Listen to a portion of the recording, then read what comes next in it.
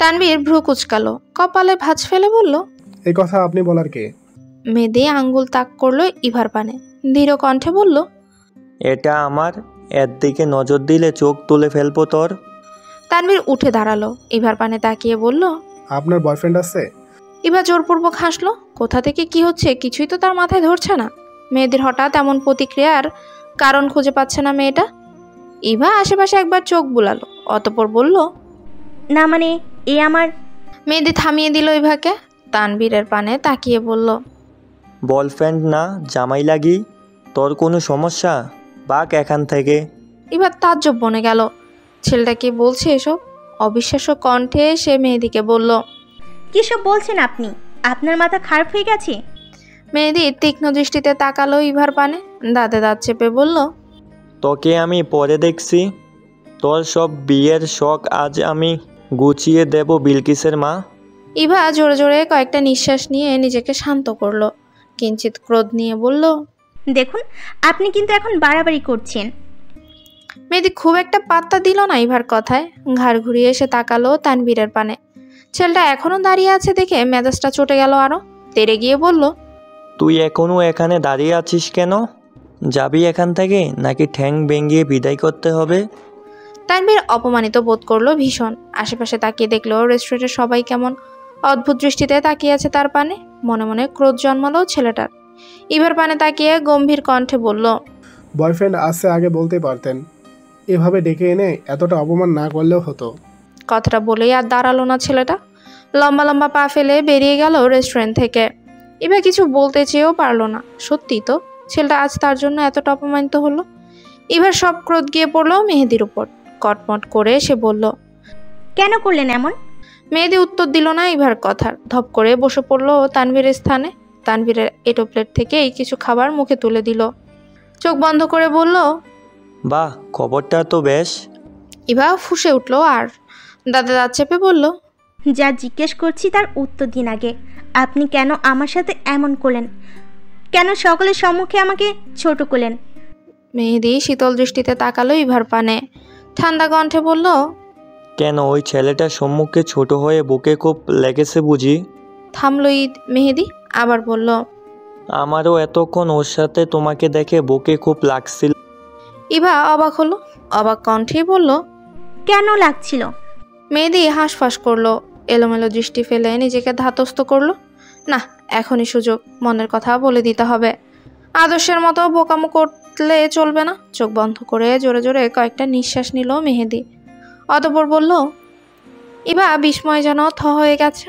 যে ছেলে সর্বদা তার পেছনে ঝগড়ার জন্য লেগেছিল, সে ছেলে কিনা আজ বলছে ভালোবাসে। ভুল শুনছে না তো সে? নিশ্চয়ই তাই হবে। ব্যাপারটা আরো একটু নিশ্চিত হতে ইভা জিজ্ঞেস করলো, কি বলেন? আবার বলুন তো। মেহেদী উঠে দাঁড়ালো, ইভার চোখে চোখ রেখে বলল। ইভার মাথা ঘুরে উঠল। এটা কি তাকে প্রেম নিবেদন ছিল? যেমন মেহেদীর তেমন তার প্রেম নিবেদন। ইভা ঠাস করে বসে পড়লো চেয়ারে। এদিকে আদর্শ, মৌনতা, পিহু, রিয়াদ সবকটা বিস্ময়ে থ হয়ে দাঁড়িয়ে আছে। এতদিন মেহেদীর সাথে থাকে তারা, অথচ কখনো মনেই হয়নি মেহেদী ইভাকে পছন্দ করতে পারে।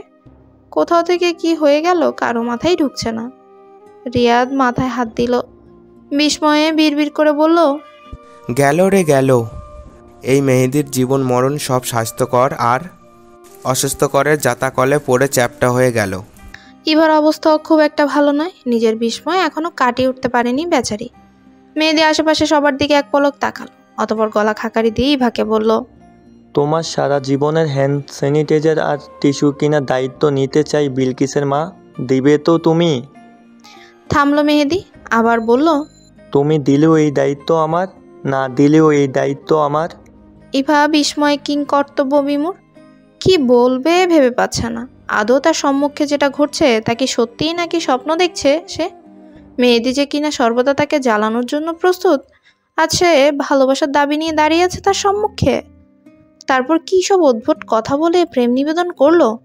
হ্যাঁ, ইভা একটু বেশি স্বাস্থ্য সচেতন, হ্যান্ড স্যানিটাইজার এবং টিস্যু একটু বেশি ব্যবহার করে, তাই বলে এভাবে তাকে মেহেদী প্রেম নিবেদন করবে? ইভার ভাবনার মধ্যেই মেহেদী আবার বলল, তুমি চাইলে আমি তোমার বিলকিসের বাবা হতে চাই, বিলকিসের মা। ইভা কেসে উঠল, গোল গোল চোখে তাকালো মেহেদির পানে। ছেলেটার মাথা নিশ্চয়ই খারাপ হয়ে গেছে। ঢোক গিলল ইভা। আদর্শের পানে তাকিয়ে বলল, আপনার বন্ধু নিশ্চয়ই পাগল হয়েছে, ওকে পাগলা গারদে নিয়ে যাওয়ার ব্যবস্থা করুন প্লিজ। কণ্ঠে তোলা বাক্যটা কোনো রকমে শেষ করে আলগোছে রেস্টুরেন্ট থেকে বেরিয়ে গেল ইভা। তার পিছু পিছু মৌনতার পিহু বেরিয়ে গেল। রাতের আধার নেমেছে প্রকৃতিতে। ইভা শুয়েছিল বিছানাতেই। আজ আর বইয়ের ধারেও কাছে যেতে ইচ্ছে হচ্ছে না মেয়েটার। এমনি সারাদিন যা ঘটলো তাই তো মাথা থেকে বের করতে পারছে না। চোরকির মতো মেয়েদের বিষয়টা ঘুরপাক খাচ্ছে ছোট্ট মাথার মধ্যে। ছেলেটা কি তার সাথে মজা করলো? তাও এত বড় মজা? ইভার ভাবনার মধ্যেই তার পাশে রাখা মোবাইলটা ঝংকার দিয়ে বেজে উঠল। মোবাইলটা হাতে নিল মেয়েটা। স্ক্রিনে জল করছে অস্বাস্থ্যকর মেহেদি নামটা। একবার কলটা ধরবে না বলে ধরলো ইভা।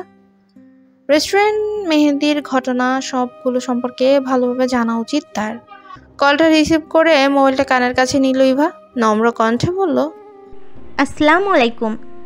ওয়ালাইকুম সালাম। কেমন আছো বিলকিসের মা? বিরক্তিতে চোখ মুখ কুঁচকে গেল ইভার। দাঁত কিরমির করে বলল, আমাকে একদম এসব উদ্ভট নামে ডাকবেন না, অস্বাস্থ্যকর মেহেদি। মেহেদি মুখ বাঁকালো। মিহি কণ্ঠে বলল, তুমি আমাকে এইসব অস্বাস্থ্যকর মেহেদি টেহেদি না দেখে বিলকিসের বাপ বলেও তো ডাকতে পারো। পরানটা আমার শীতল হয়ে যেত। ইভা দাঁতে দাঁত চাপলো। কিছুটা ক্রোধিত কণ্ঠে বলল, দেখুন, মজা অনেক করেছেন, আর মজা করবেন না। সাথে সাথে ওপাশ থেকে উত্তর এলো মেহেদির। ছটফটে কণ্ঠে ছেলেটা বলল, আমি মোটেও মজা করছি না। এই বিলকিসের বাপ সত্যিই তোমাকে ভালোবাসে বিলকিসের মা? ইভা হতবাক। মেয়েটা জানে না মেহেদি মজা করছে নাকি সত্যি বলছে। তবে ছেলেটার প্রতিটা কথাই চমকাচ্ছে বেশ। কেমন নির্লজ্জের মতো কথা বলছে। অবশ্যই এই ছেলে আগে থেকেই নির্লজ্জ। ইভা কথা বলার মতো কিছু খুঁজে পেল না। এমন একটা পরিস্থিতিতে ঠিক কি বলা উচিত তাও জানে না। ইভা এড়িয়ে যেতে চাইলো পুরো বিষয়টা। হঠাৎ করে বলেও উঠল, হ্যালো হ্যালো, নেটওয়ার্ক সমস্যা। ওপাশ থেকে কি বললো আর শোনা গেল না। খট করে কলটা কেটে দিল ইভা। পাওয়ার বাটন টিপে বিছানায় গা এলিয়ে দিল সে। এখন কিছু গভীর ভাবনায় নিমগ্ন হবে মেয়েটা। মেয়েদের ব্যাপারটা নিয়ে ভাবতে হবে। ছেলেটা সত্যি বলছে নাকি মজা করছে জানা নেই। তবে ছেলেটাকে থামাতে হবে। তারা দুজন একই ক্লাসের শিক্ষার্থী, অর্থাৎ সমবয়সী। আদর্শ এবং মৌনতার পরিবার সমবয়সী বিষয়টা খুব সহজে মেনে নিলেও সবাই তো আর মানবে না। বিশেষ করে ইভার পরিবার। বরাবরই মেয়েটার পরিবার খুবই কড়া। এইসব প্রেম ভালোবাসা তারা ততটা প্রাধান্য দেয় না। রাত্রে গভীর, চারদিক কোলাহল শূন্য। জনমানবে সারা শব্দ নেই তেমন। হয়তো সারাদিনের ক্লান্ত শরীরটা নিয়ে সবাই পাড়ি দিয়েছে ঘুমের রাজ্যে। মৌনতাও বেশ অনেকক্ষণ আদর্শের সাথে ফোনালাপের পরে একটু আগেই শুয়েছিল। কেবল দু চোখ জুড়িয়ে ঘুমের রেশ দেখা যাচ্ছিল। এর মধ্যে আবার জোরালো শব্দে চিৎকার করে উঠল পাশে থাকা মোবাইলটা। ধরফরিয়ে বিছানা উঠে বসলো মেয়েটা। আকস্মিক ঘুম ভাঙায় কেমন হতবুদ্ধি হয়ে পড়ল মৌনতা। মস্তিষ্ক ফাঁকা ফাঁকা লাগছে। কিঞ্চিত সময় নিয়ে নিজেকে ধাতস্থ করলো মেয়েটা। বিরক্তিতে চোখ মুখ কুচকে মোবাইলটা হাতে নিয়ে দেখতে পেল মোবাইলের স্ক্রিনে ভেসে বেড়াচ্ছে বিদ্যাসাগরের নাতি নামটা। একটু আগেই না তার সাথে কথা হলো, এখন আবার কল করেছে কেন? কপাল কুচকে মৌনতা কলটা ধরবে তার আগে কেটে গেল। মেয়েটা চাইলো আদর্শকে কল ব্যাক করবে, তবে তার আর প্রয়োজন হয়নি। তার আগে আদর্শ আবার কল করেছে। মৌনতা এবার দ্রুত কলটা ধরলো। মোবাইলটা কানের কাছে ধরতে ওপাশ থেকে শোনা গেল, বাইরে এসো তাড়াতাড়ি, আমি তোমার বাসার নিচে দাঁড়িয়ে আছি। মৌনতা হক চকালো। মোবাইল কানে নিয়ে দৌড়ে গেল জানলার পাশে। ব্যস্ত হতে জানলার ঠাই সরিয়ে নিজের নজরে এলো আদর্শকে। রাস্তার উপাশে ল্যাম্পপোস্টের খুঁটির সাথে হেলান দিয়ে দাঁড়িয়ে আছে ছেলেটা, আর তার সাথে কথা বলছে। মৌনতা কপাল কুচকালো।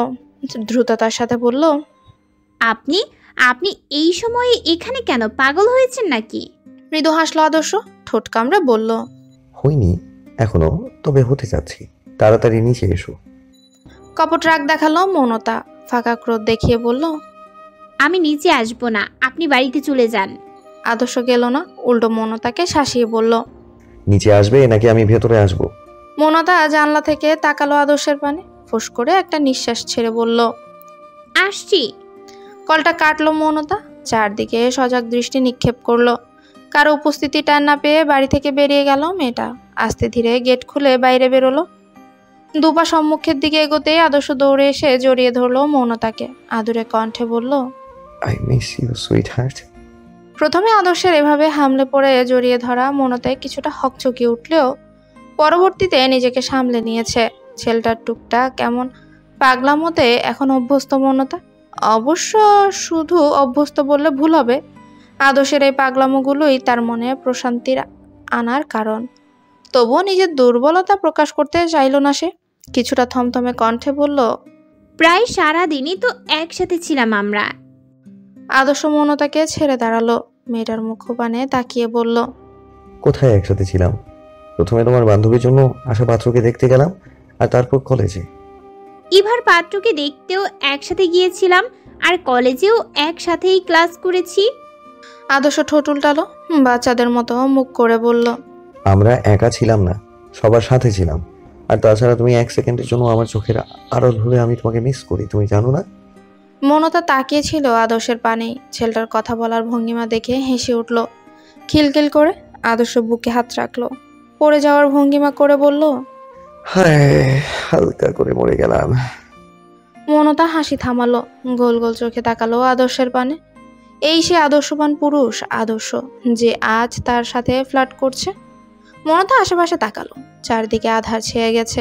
আচ্ছা, এটা কোনো ভূতটুত নয় তো যে আদর্শের রূপ ধরে এসেছে? শিউরে উঠল মনতা, ঢোক গিলে বলল, আপনি আদর্শ তো, নাকি ওর রূপ ধরা কোনো ভূতটুত? আদর্শ ভ্রু কুচকে তাকালো মনতার পানে। মেয়েটা চোখে মুখে স্পষ্ট ভয়ের ছাপ। আদর্শ মজা পেল, চোখে মুখে দুষ্ট হাসি ফুটিয়ে তুলে বলল, কাছে এসো, বুঝিয়ে দেখি আমি আদর্শ নাকি ভূত।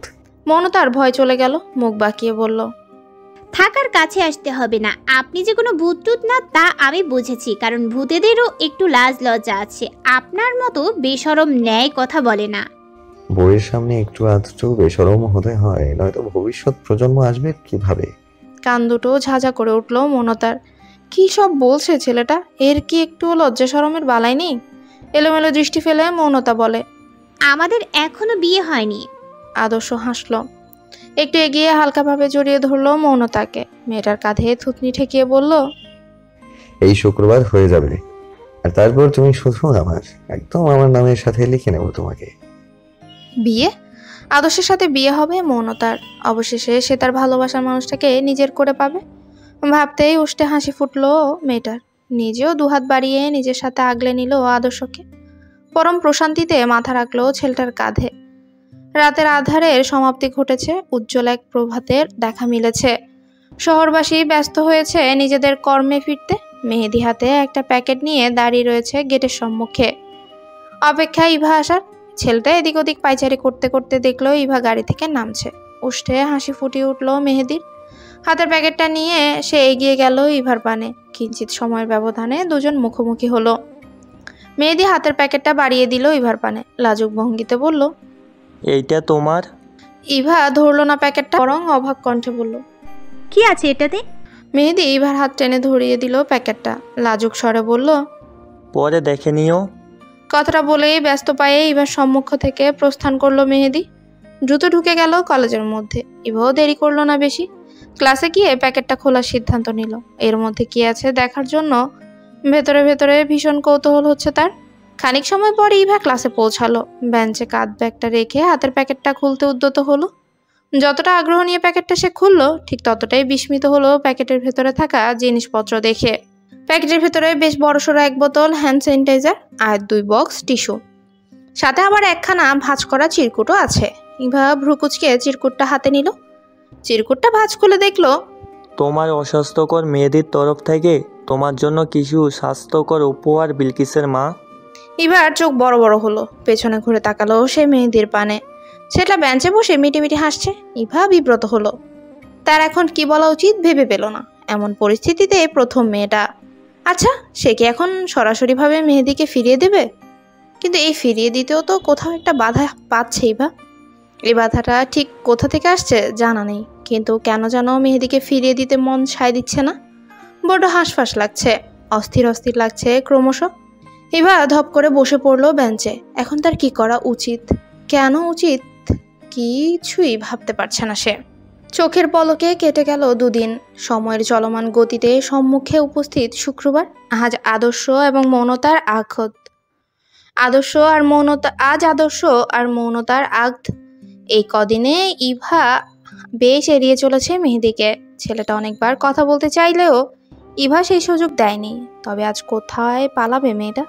আদর্শ আর মনতার আগদে রিয়াদ, পিহু, মেহেদি এবং ইভা 4 জনকেই দাওয়াত করা হয়েছে। যদিও খুবই স্বল্প পরিসরেই আগটা সারা হবে, একদম নিকট আত্মীয়দের উপস্থিতি থাকবে, তবুও বন্ধু বান্ধব দাওয়াত না করলে কি হয়? সন্ধ্যার বেলায় বিদায় নিয়েছে অনেকক্ষণ। চারদিকটা ধীরে ধীরে নিমজ্জিত হচ্ছে রাতের আধারে। শহরের বুকে জ্বলে উঠছে কৃত্রিম আলোগুলো। আদর্শদের বাড়ি থেকে আত্মীয় স্বজন সকলেই মনতাদের বাড়িতে এসেছে। এই বাড়িতেই আগদের কাজটা সারা হবে বলেই সিদ্ধান্ত নেওয়া হয়েছে। কাজীকেও আনা হয়েছে মাগরিবের নামাজের শেষে, শুধু মেয়েরা আসতে দেরি। খানিক সময় পরেই দুজন দুপাশ থেকে ধরে মনতাকে নিয়ে ঢুকলো বসার কক্ষে। খুব সাধারণ সাজেই সাজানো হয়েছে মেয়েটাকে। ছোটখাটো শাড়িটাতে পেঁচিয়ে দেওয়া হয়েছে লাল রঙের একখানা শাড়ি। আর হাতে, গলায়, কানে হালকা গহনা, চোখে মোটা করে কাজল টানা, আর চুলগুলো খোপায় আবদ্ধ। এতেই যেন মেয়েটাকে অপসরী লাগছে। তবে বসার কক্ষে এসে মেয়েটা তাকালো না কোনো দিকে। মাথায় এক হাত ঘোমটা টেনে নুয়ে হাঁটলো সম্মুখের দিকে। কিছুটা ভিড়পূর্ণ পরিবেশে এক কর্নার থেকে খুব সাবধানে মেয়েটাকে এনে সবাই বসালো আদর্শের পাশে। তবে দুজনের মধ্যখানে দেওয়াল হয়ে রয়েছে একটা পাতলা পর্দা। আদর্শ হাঁসফাঁস করে উঠল। ভীষণভাবে তার দেখতে ইচ্ছে হলো মৌনতাকে। মেয়েটাকে শাড়িতে দেখেছিল সেই কিশোরী বয়সে, আজও কি সে শাড়ি পরেছে? নিশ্চয়ই ভীষণ সুন্দর লাগছে তাকে। আদর্শ অস্থির হলো। পর্দার আড়াল থেকে আর চোখে দেখার চেষ্টা করলো মৌনতাকে, কিন্তু তেমন একটা সুবিধা করতে পারলো না বেচারা। আদর্শের অস্থিরতার মাঝেই শোনা গেল কাজী সাহেবের কণ্ঠস্বর। নম্র কণ্ঠে সে বলল, মৌনতা সময় নিল একটু। কাজী সাহেবের কণ্ঠ আসতেই বাবা ভাইয়ের দিকে তাকালো একবার, অতঃপর থেমে থেমে বলল, কবুল। সাথে সাথেই চারদিক থেকে সবাই সম্মস্বরে বলে উঠল। এরপর কাজী সাহেব আদর্শকে কবুল বলতে বললে সেও বলে দিল। যদিও মনটা ভীষণ অস্থির হয়ে আছে এই কবুলটা 2 অষ্ট উচ্চারণের তাগিদে, কারণ এই অল্প অক্ষরের ছোট্ট শব্দটা মাত্র 3 বারে কণ্ঠ উচ্চারণ করেই সে পেয়ে যাবে নিজের প্রিয় মানুষটাকে, নিজের ভালোবাসাকে। কিন্তু এত মানুষের মধ্যে যদি এক মুহূর্ত গড়গড় করে সে কবুল বলে দেয়, অবশ্য সবাই তাকে নির্লজ্জই ভাববে। এমনি এই বিয়ে নিয়ে নির্লজ্জগিরি তো কম করেনি সে। আদর্শ আশেপাশে তাকালো, থেমে থেমে বলল, কোনো রকমের বাধা বিঘ্ন ছাড়াই খুব অল্প সময়ে আদর্শ আর মৌনতার বিয়েটা সম্পন্ন হলো। সিদ্ধান্ত নেওয়া হলো আদর্শের বাড়ির লোকেরা রাতের খাবারটা মৌনতাদের বাড়িতেই খাবে, অতঃপর সবাই চলে যাবে। রাতের আধার ঘনিয়েছে, চারদিকে বিদঘুটে অন্ধকার ছেয়ে গেছে।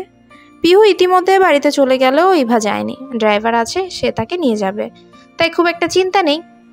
যদিও এর মধ্যে তার বাবা কয়েকবার কল করে ভীষণ বকাঝকা করেছে, তাড়াতাড়ি বাড়ি ফেরার তাগিদও দিয়েছে, তবু ইভা থেকে গেছে বান্ধবীর বিয়েতে। ইদানিং কেমন যেন সবকিছুতে তার বিরক্ত এসে গেছে। ছোটবেলা থেকে বাবা মায়ের একমাত্র মেয়ে হওয়ায় খুব আদরে ছিল। তবে ইদানিং ইভার মাথায় খেলে না সে কি সত্যি আদরে ছিল নাকি তার বাবার বন্ধি ছিল। এই যে ইভার শরীরে যে জামা কাপড়টা জড়ানো তা তার মায়ের পছন্দ করা, পায়ের জুতো জোড়া বাবা, চোখে চশমা, কানের দুল, হাতের মোবাইল, পার্স সবটাই তার বাবা মায়ের পছন্দের। এই ভবের দুনিয়ায় ইভার নামে যা কিছুই আছে সবটাই তার বাবা মায়ের পছন্দের। তার নিজস্ব পছন্দ বলতে কিছু নেই। ছোটবেলায় দোকানে গেলে কখনো কোনো জিনিস কেনার জন্য যদি বায়না ধরেছে তার বাবা মার সাথে, তার সাথে সাথেই তার বাবা মা নাকচ করেছে। সে শুধুমাত্র তাই পেয়েছে যেটা তার বাবা মা চেয়েছে। এই যে মেডিকেল পড়ছে, তাও বাবা মায়ের চাওয়া। ছোটবেলা থেকে সব ক্লাসে ভালো মার্ক পাওয়ায় তার বাবা মায়ের চাওয়া। এবার ঠিক মনে আছে 5ম শ্রেণীতে গণিত পরীক্ষায় একবার সে 79 পেয়েছিল, যার দরুন তার বাবা তাকে শিকলের ন্যায় মোটা একটা চেন দিয়ে মেরেছিল। হয়তো জীবনটা ইভার, কিন্তু সে জীবনে তার কোনো ইচ্ছে অনিচ্ছা, পছন্দ অপছন্দ কিছুই নেই। সবটা বাবা মায়ের ইচ্ছা অনিচ্ছা। এখন ইভা বড় হয়েছে, নিজে সবটা বুঝতে শিখেছে। মাঝে মাঝে মেয়েটার ইচ্ছে করে একটু প্রাণ খুলে বাঁচতে, খোলা আকাশের নিচে পাখির মতো উঠতে, কিন্তু তার পা দুটো যে বাঁধা, বেশ শক্তপোক্তভাবেই বাঁধা। বুক চিরে দীর্ঘ নিঃশ্বাস বেরিয়ে এলো ইভার। পেছন ঘুরে বাড়িতে যাওয়ার উদ্দেশ্যে পা বাড়াতে ধাক্কা খেলো কারো সাথে। খেই হারিয়ে নিচে পড়তে পড়তেই খামচে ধরলো সম্মুখের লোকটার পাঞ্জাবির কলা। নাক মুখ কুচকে বন্ধ করে নিল চোখ দুটো। অবশ্য সম্মুখের লোকটাও তাকে পড়তে দেয়নি, কোমর জড়িয়ে বাঁচিয়ে দিয়েছে পড়া থেকে। কিঞ্চিত সময় নিয়ে চোখ খুলল ইভা। সম্মুখে তাকাতেই আবিষ্কার মেহেদিকে তার কোমর জড়িয়ে থাকতে দেখে। ছেলেটা কেমন অদ্ভুত দৃষ্টিতে তাকিয়ে রয়েছে তার পানে। অপ্রস্তুত হলো মেয়েটা, ছিটকে দূরে সরে গেল মেহেদির বাহুবন্ধন থেকে। ছেলেটা ঠোঁট কামড়ে হাসলো, রসিয়ে রসিয়ে বলল, আসবে না করে সেই তো বিলকিসের বাপের বুকে এসে পড়লে বিলকিসের মা। ইভা নিজের অপ্রস্তুত ভঙ্গি ভুলে চোখ গরম করে তাকালো মেহেদির পানে, কটমট করে বলল, একদম আমাকে উল্টাপাল্টা নামে ডাকবেন না। মেহেদি যেন মহা চিন্তায় পড়ল, ভাবুক ভঙ্গিতে বলল, এবার কি তাহলে আমাকে আমাদের মেয়ের নাম বদলাতে হবে বিলকিসের মা? ইভা নিজের চক্ষুদ্বয় বন্ধ করলো, জোরে জোরে কয়েকটা নিঃশ্বাস নিয়ে স্তব্ধ করলো নিজের ভেতরকার সকল কলরব। অতঃপর চোখ খুলে বেশ শান্ত দৃষ্টিতে তাকালো মেহেদির পানে, ওষ্ঠ কিঞ্চিত মলিন হাসি ফুটিয়ে তুলল, বলল, আমি জানি না আপনি আমার সাথে মজা করছেন নাকি সত্য বলছেন, তবে যদি বিষয়টা সত্যি হয় তবে আমি বলবো আপনি এখানেই থেমে যান। আমি আপনাকে কখনোই গ্রহণ করতে পারবো না। মেহেদির উষ্ঠে তবুও হাসি ফুটলো, চোখে হেসে ছেলেটা বলল, প্রেম নিবেদনের প্রথম ধাপে সব মেয়েরাই এমন কথা বলে, কিন্তু তাই বলে প্রেমিককে হার মেনে নেওয়া যাবে না। প্রিয় মানুষটা যতবার না বলবে প্রেমিক পুরুষকে তত তার পিছনে ঘুরতে হবে, তবেই না আসল প্রেমিক পুরুষের পরিচয় ফুটে উঠবে। আপনি বুঝতে পারছেন না? মেহেদি হাত উঠিয়ে থামিয়ে দিল ইভাকে, হাসি হাসি মুখে বলল, আমি তোমার জন্য অপেক্ষা করতে প্রস্তুত বিলকিসের মা। তুমি যত খুশি সময় নাও, আমি ততদিন তোমার পিছনে পড়ে থাকবো। অপেক্ষা করব তোমার কণ্ঠ থেকে হ্যাঁ শব্দটা শোনার জন্য। ওই স্কুল পড়ুয়া কিশোরদের ন্যায় দিনের পরের দিন তোমাকে প্রেম নিবেদন করব, তোমার পিছন পিছন গুড়গুড় করব, তোমাকে ভালোবাসি ভালোবাসি বলে মুখে ফেনা তুলব, রোজ রোজ তোমাকে বিরক্ত করব। কথাটা বলেই থামলো মেহেদি, আবার বলল, বর্ণনীয় শুরু হওয়ার আগে নিজের ভালোবাসার মানুষটার পিছন পিছন ভালোবাসার দাবি নিয়ে ঘুরাও যে কতটা শান্তি তা তুমি বুঝবে না মেয়ে। ইভা হতাশার নিঃশ্বাস ফেলল, একে বুঝিয়ে খুব একটা লাভ আছে বলে মনে হয় না। তবে ইভা আজ মেহেদির কথার দ্বারা এটা বেশ ভালোভাবে বুঝেছে যে মেহেদি মজা করছে না তার সাথে, মন থেকে বলছে কথাগুলো। ইভা আর কথা বাড়ালো না, মনিল কণ্ঠে বলল, আসছি। মেহেদিও আর আটকালো না ইভাকে, রাত কম হয়নি, মেয়েটার এখন বাড়ি ফেরা উচিত। মেহেদি আশেপাশে তাকালো, অতঃপর ইভার পানে একটু এগিয়ে বলল, আচ্ছা, তবে আমাকে ভুলে যেও না। গভীর রাতে তোমার কল্পনায় ঠাঁই দিও আমাকে, ভেবো আমায় নিয়ে। আমাকে ভালোবাসার জন্য নিজের মনকে প্রস্তুত করো একটু একটু করে। ইভা শুনলো মেহেদির প্রতিটি কথা, তবে উত্তর দিল না কোনো। ছেলেটার পাশ কাটিয়ে বেরিয়ে গেল চলে যাওয়ার উদ্দেশ্যে। মেহেদিও পেছন ঘুরে তাকালো ইভার পানে, গলা স্বর একটু বাড়িয়ে বলল, সাবধানে যাবে, নিজের প্রতি খেয়াল রাখবে বিলকিসের মা। মনে রেখো তোমার ভালো থাকা খারাপ থাকার সাথে এখন কিন্তু বিলকিসের বাপেরও ভালো থাকা খারাপ থাকা জড়িত। রাত বেড়েছে কিছুটা, আদর্শরা এখনো মৌনতার বাড়ি ছেড়ে যায়নি। ও বাড়িতে ফিরে যাওয়ার আগে আদর্শ আর মৌনতাকে একাকী এক ঘরে একটু কথা বলতে দেওয়া হবে। বিয়ে হলো অথচ দুজনের না হলো বাসর আর না হলো একসাথে থাকা। এখন যদি একসাথে একটু কথাও বলতে দেওয়া না হয়, হয়তো আদর্শ আর মৌনতার একই সুতে বাধা পড়েছে। মাত্র কিছু সময়ের ব্যবধানে মৌনতার পরিচয় গড়িয়েছে আদর্শের স্ত্রী নামে, তবে তাদের একসাথে থাকতে এখন অনেক বছর বাকি। মৌনতা বসেছিল তার নিজেরই কক্ষে, তার ভাবি তাকে এখানে এনে রেখে গেছে। যাওয়ার আগে বলে গেছে আদর্শ আসছে। সেই থেকে মেয়েটার হৃদয় এক অদ্ভুত অনুভূতি ভরে উঠেছে, কেমন ধুকভুক করছে বুকের ভেতরে। লজ্জা, ভয়, সংকোচ, ভালো লাগা সব মিলিয়ে এক মিশ্র অনুভূতিতে দিশেহারা মেয়েটা। মৌনতা জানে আজ তাদের বাসর রাত নয়, আর না তার স্বামী নামক পুরুষটাও অপরিচিত নয়। তবুও কেন এমন হচ্ছে? হয়তো বিয়ের পর এই প্রথম স্বামীর সাথে বাক্য আলাপ হবে, তাই এমন হচ্ছে।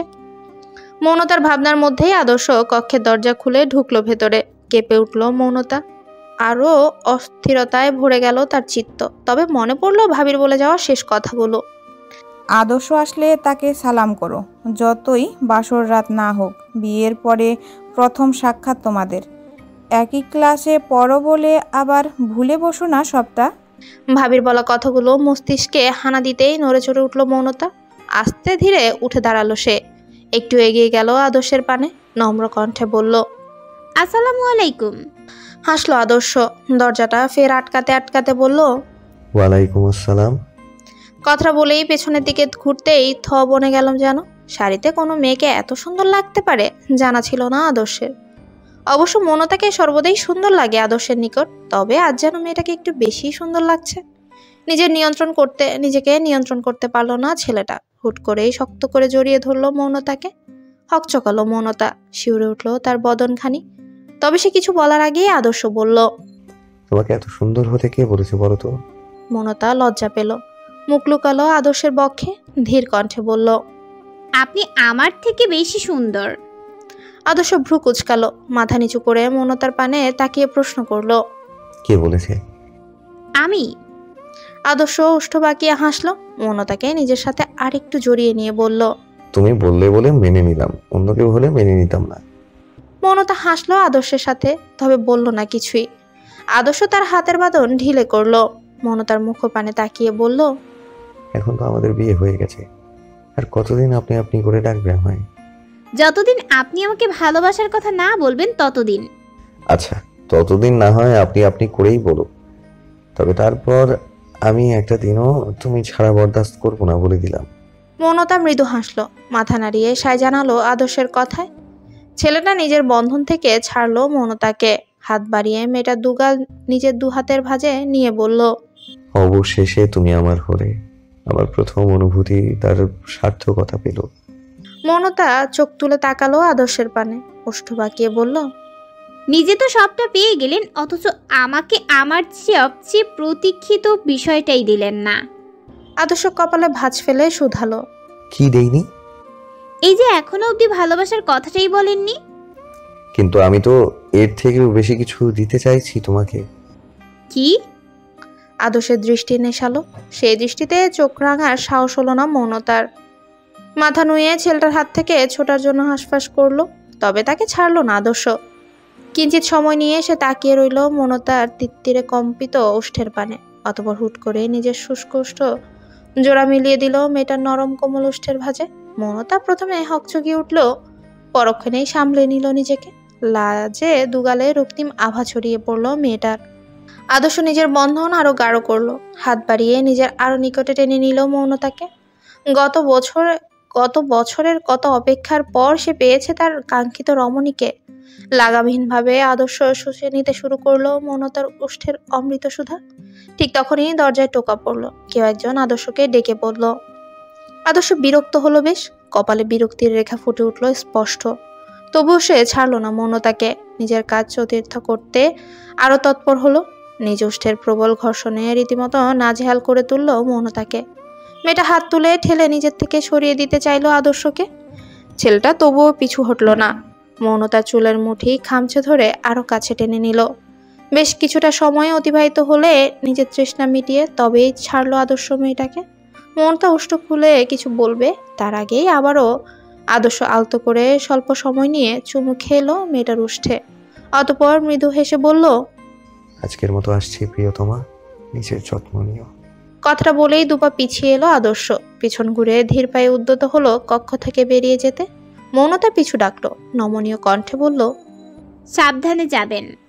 ইভার বাড়িতে পৌঁছাতে পৌঁছাতে রাত্রি প্রায় 11:30টার কাছাকাছি।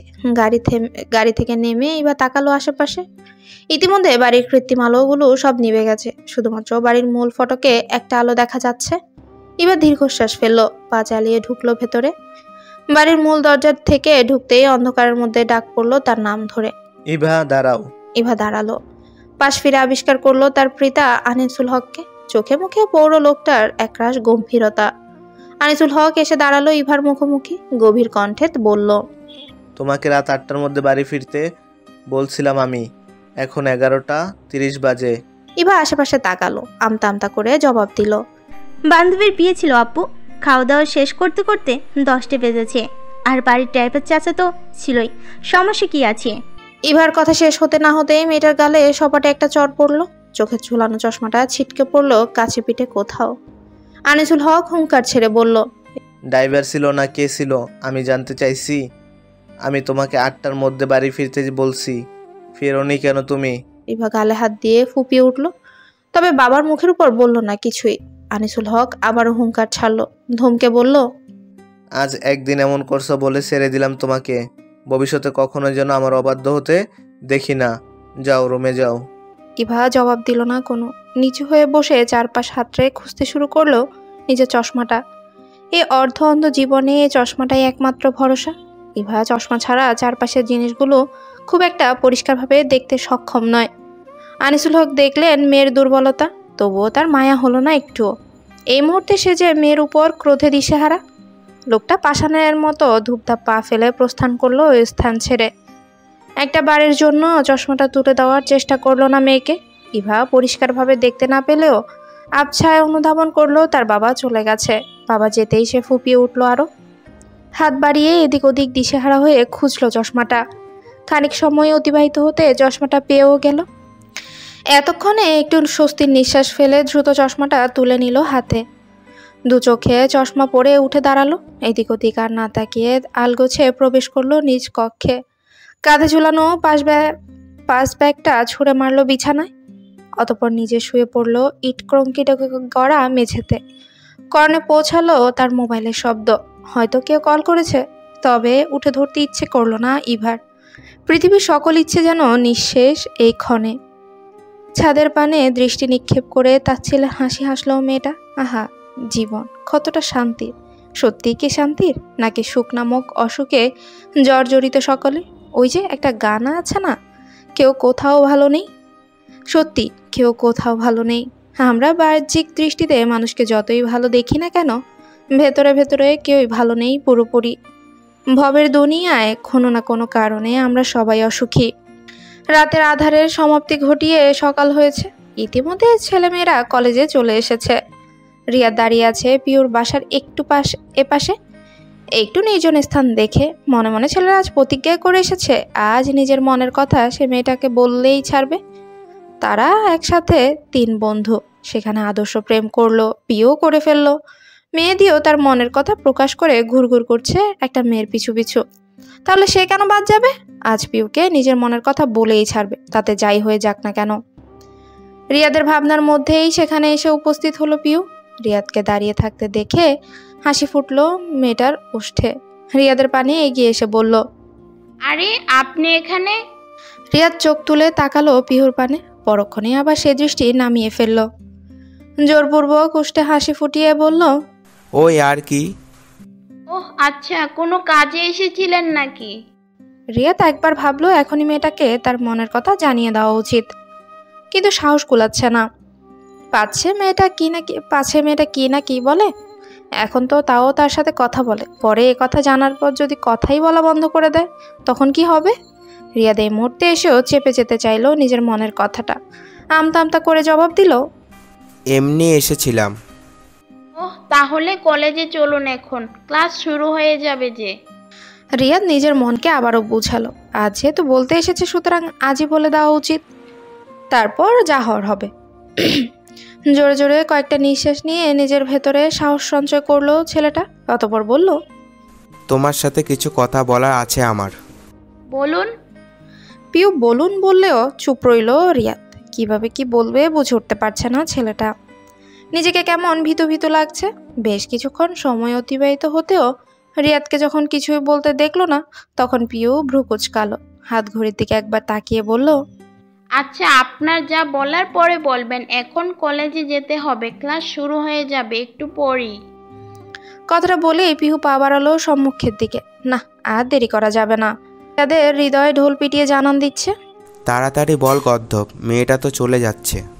রিয়াদ নাক মুখ খিচে চোখ জোড়া বন্ধ করে নিল অতি দ্রুত।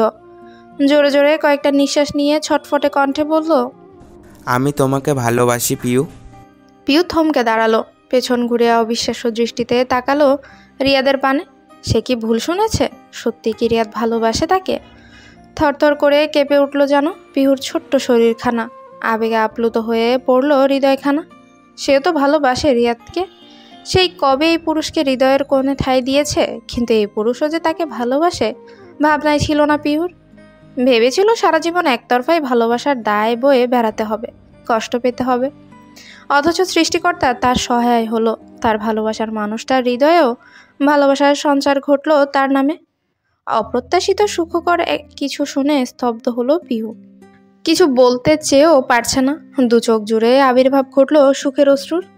তবে পিহুর নিকট থেকে কোনো উত্তর না পেয়ে আশাহত হলো রিয়া। ধরে নিল মেয়েটা ভালোবাসে না তাকে। বুকের ভেতরটা কেমন দুমড়ে মুচড়ে উঠল নিমিষেই, যেন নিঃশ্বাস বন্ধ হয়ে যাওয়ার উপক্রম তার। এতদিন ধরে যে নারীকে ভালোবেসে আসছে, হৃদয়ে যে নারীকে ধারণ করেছে, সেই নারী যদি ভালো না বাসে তবে তার থেকে কষ্টকর আর কি আছে। নিজেকে নিল রিয়াদ।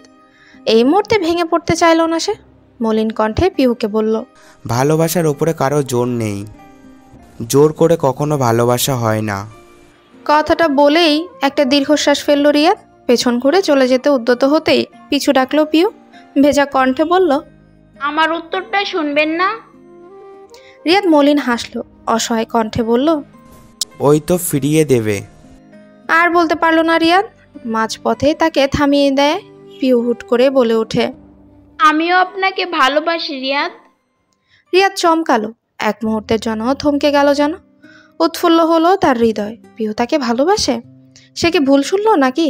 বিয়ের বিষয়টাতে আরেকটু নিশ্চিত হতে রিয়াদ বলল, কি বললে, আবার বলো। পিহু প্রফুল্ল হাসলো। আগের থেকে একটু গলা ছড়িয়ে বলল, আমি আপনাকে ভালোবাসি রিয়াদ। রিয়াদ আনন্দে দিশেহারা হলো। উত্তেজনায় দিক বেদিক ভুলে ছুটে গেল পিহুর পানে। দুহাত বাড়িয়ে জড়িয়ে ধরতে নিল মেয়েটাকে। পিহু তৎক্ষণাৎ কিঞ্চিত দূরে সরে গেল। অপ্রস্তুত ভঙ্গিতে তাকালো আশেপাশে। হামতা হামতা করে বলল, এটা রাস্তা। রিয়াদ থেমে গেল। হাত দুটো গুটিয়ে নিয়ে লাজুক হাসলো। মাথা চুলকে বলল, উত্তেজনায় খেয়াল ছিল না। মৌনতার ক্লাস শেষ হয়েছে বেশ কিছুক্ষণ আগে। আদর্শকে নিয়ে কাছে পিঠে এক পার্কে বসেছে সে। আজ নিজের হাতে ভালোবাসার মানুষটার জন্য রান্না করে এনেছে মেয়েটা। এমনিতে সচরাচর রান্নাবান্নার কাজে তেমন একটা হাত লাগায় না মৌনতা। নিজ হাতে লাগাতে চাইলেও বাবা ভাই লাগাতে দেয় না, পাছে যদি হাত টাত পুড়িয়ে ফেলে। আজ অবশ্য তার বাবা ভাইয়ের এই চিন্তার ব্যতিক্রম হয়নি। রান্না করতে গিয়ে ঠিকই হাত পুড়িয়ে ফেলেছে, তবুও ভাবির সহায়তায় শেষ পর্যন্ত রান্নাটা সম্পন্ন করতে পেরেছে। পার্কে সবুজ ঘাসের উপর আদর্শকে বসিয়ে তার পাশে বসলো মৌনতা। ব্যাগ থেকে একটা বক্স এবং চামচ বের করে এগিয়ে দিল আদর্শের পানে। মিহি কণ্ঠে বলল, আপনার জন্য আমি নিজের হাতে রান্না করেছি। আদর্শ বক্সটা ধরল না। তীক্ষ্ণ দৃষ্টিতে কিঞ্চিত সময় নিয়ে তাকিয়ে রইল মৌনতার পানে। অতঃপর হুট করেই বলল, হাত দেখি তোমার। আদর্শের হুট করে হাত দেখতে যাওয়া হকচকালো মৌনতা। তবে পরক্ষণে নিজেকে সামলে নিয়ে প্রশ্ন করল, কেন? দেখতে চেয়েছি, দেখা হয়তো প্রশ্ন কিসের। আদর্শের থমথমে কণ্ঠস্বর। মৌনতা না করতে পারল না। আস্তে ধীরে নিজের বাম হাতটা বাড়িয়ে দিল আদর্শের পানে। নমনীয় কণ্ঠে বলল, এই যে। আদর্শের দৃষ্টি গাঢ় হলো। কিঞ্চিত সময় নিয়ে মৌনতাকে পর্যবেক্ষণ করলো সে। অতঃপর নিজের হাত ছাড়িয়ে টেনে নিল মৌনতার ডান হাতটা। উল্টো পাল্টে দেখতে শুরু করলো সে হাতখানা। খুব একটা সময় ব্যয় করতে হলো না ছেলেটাকে। হাতটা একবার উল্টাতেই চোখে পড়লো হাতের পাশের পোড়া অংশটা। পুড়ে কেমন ফোসকা পড়ে গেছে। আদর্শের বক্ষস্থল জ্বলে উঠল। চিন্তিত হলো তার মন মস্তিষ্ক। ধমকের সুরে বলল, হাত পুড়িয়ে কে তোমাকে রান্না করতে বলেছে? আমি কি খেতে চাইছিলাম তোমার হাতে রান্না? আদর্শের ধমকে মৃদু কেঁপে উঠল মৌনতা। এলোমেলো দৃষ্টি ফেলে বলল, রান্না করতে গেলে এমন একটু আধটু হবেই। রাগ বাড়ল আদর্শের। খানিকটা ক্রোধিত কণ্ঠে সে বলল, রান্না করতে গিয়েছিলে কেন? আমি যেতে বলেছিলাম? সব সময় পাকনামি। মৌনতা ঢোক গিলল। মনে মনে ভাবলো কিভাবে আদর্শের এই ক্রোধ থেকে বাঁচানো যায়। ওই যে কথায় আছে না, লোহা কাটে লোহাকে, তেমনই ক্রোধ কাটবে ক্রোধকে। মৌনতা নিজের হাতটা ছাড়িয়ে নিতে চাইলো আদর্শের হাত থেকে। কপট রাগ দেখিয়ে বলল, যার জন্য করি চুরি সেই বলে চোর। আপনার জন্য কত কষ্ট করে হাত পুড়িয়ে রান্না করলাম, কোথায় খেয়ে বলবেন কেমন হয়েছে তা নয় আমাকে বকছেন। আদর্শ ছাড়লো না মৌনতার হাতটা। চিন্তিত সুরে বলল, কতখানি হাত পুড়েছে দেখেছো তুমি? ওষুধ লাগাতে হবে। মৌনতা আরো কিছুটা ক্রোধ দেখালো আদর্শের উপর। ঝাঁঝালো কণ্ঠে বলল, পুরুক, খেতে হবে না আপনাকে আমার রান্না, আমি চলে যাচ্ছি এক্ষুনি। ব্যাস এইটুকুতেই আদর্শ কুপকাত। নিজের ক্রোধ সামলে ধমকে গেল সে। মৌনতাকে থামাতে দ্রুত কণ্ঠে বলল, এই না না, আমি এখনই খাচ্ছি। কথাটা বলেই আদর্শ তড়িঘড়ি করে তার সম্মুখে রাখা বক্সটা খুলল। বক্সের ভেতরে চোখ যেতেই চকচক করে উঠল তার চোখগুলো। ভুনা খিচুড়ি ভর্তি করে রাখা বক্স। ছেলেটার উষ্ঠে হাসি ফুটল। মেয়েটা ঠিক জেনে নিয়েছে এটা তার প্রিয় খাদ্য। এই ভুনা খিচুড়ি। আদর্শ আর দেরি করলো না, চামচ নিয়ে দ্রুত মুখে তুললো খিচুড়ি। না, একদম খারাপ হয়নি, প্রথম রান্নার তুলনায় বেশ ভালোই হয়েছে। আদর্শ মুখের খাবার গিলে বলল, অসাধারণ হয়েছে প্রিয়তমা।